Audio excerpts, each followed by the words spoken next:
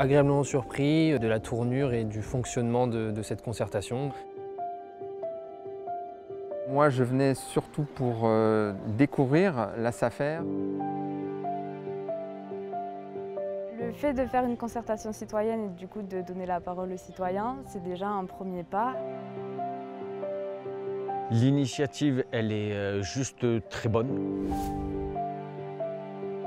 On a décidé de réaliser des consultations citoyennes dans le cadre de l'élaboration du nouveau PPAS, donc d'aller à la rencontre du grand public pour voir comment ils percevaient la SAFER et puis pour voir quels étaient leurs souhaits en fait pour leur territoire, pour les 6 années à venir et comment la SAFER pouvait s'intégrer dans ces souhaits-là et comment elle pouvait participer à réaliser ces scénarios désirables. On a travaillé avec les équipes, on a travaillé beaucoup avec les directeurs départementaux et tous les conseillers, les assistantes. Il y avait également un objectif en interne qui était de se servir aussi de cette consultation citoyenne comme un levier de motivation. Et donc on a cherché le plus possible à intégrer et à impliquer toutes les équipes. On est vraiment là en priorité pour recueillir les attentes des citoyens et citoyennes du territoire qui vont venir, pour exprimer voilà, ce qu'ils souhaiteraient au niveau du territoire, en matière d'agriculture, d'alimentation, d'économie, mais aussi de cadre de vie. Et voir dans un deuxième temps d'atelier comment ils traduisent ça en termes d'usage du foncier, bien sûr, pour revenir un petit peu sur votre cœur de métier.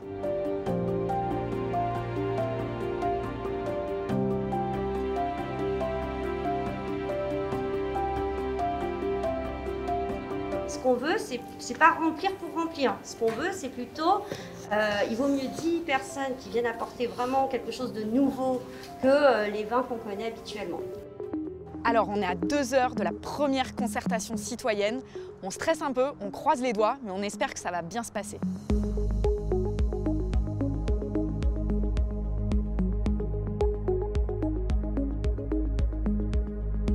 Je me suis tout de suite dit que ça pouvait être pertinent parce qu'on ne l'avait jamais fait. On a plutôt l'habitude d'interroger notre premier cercle, notre réseau direct. Mais les citoyens qui ont toujours un avis sur la question foncière, c'était intéressant de les mettre autour de la table et cette fois-ci organisés par nous. C'est pas une nouvelle, il y a beaucoup d'agriculteurs aujourd'hui qui veulent s'installer, qui sont très mal formés, qui arrivent avec un beau projet, ils sont pleins de bonne volonté, ils sont passionnés par ce qu'ils ont envie de faire. En fait, ce qui est intéressant, c'est qu'on est vraiment sur une approche qualitative avec des gens qui viennent parce qu'ils ont quelque chose à nous dire. Donc déjà réorienter vers des formations qui amènent à de la compétence et accompagner l'élaboration des projets pour que ce soit des projets aboutis, bien construits.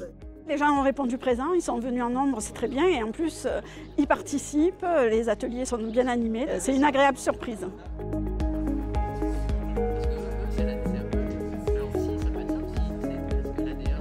Très agréablement surpris de la richesse de la réflexion. On voit qu'il y a vraiment des gens qui se posent des questions et qui poussent la réflexion assez loin. J'ai l'impression qu'ils ont envie de s'impliquer. C'était assez intéressant de voir les préoccupations de chacun. Le fait de nous de travailler constamment dans le foncier, dans quelque part un milieu assez fermé, hein, on se désolidarise aussi des préoccupations citoyennes. Se reconnecter à ça, c'était assez intéressant.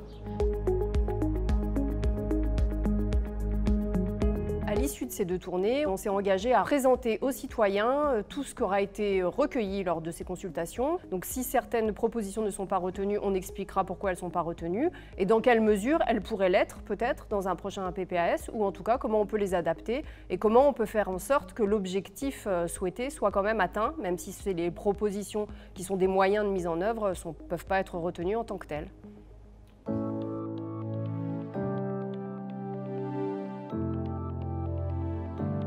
Pour le monde agricole, se lancer dans une consultation citoyenne, c'était un défi. C'est un défi qu'aujourd'hui, je dois dire qu'on est content d'avoir fait, parce qu'on a de bons résultats.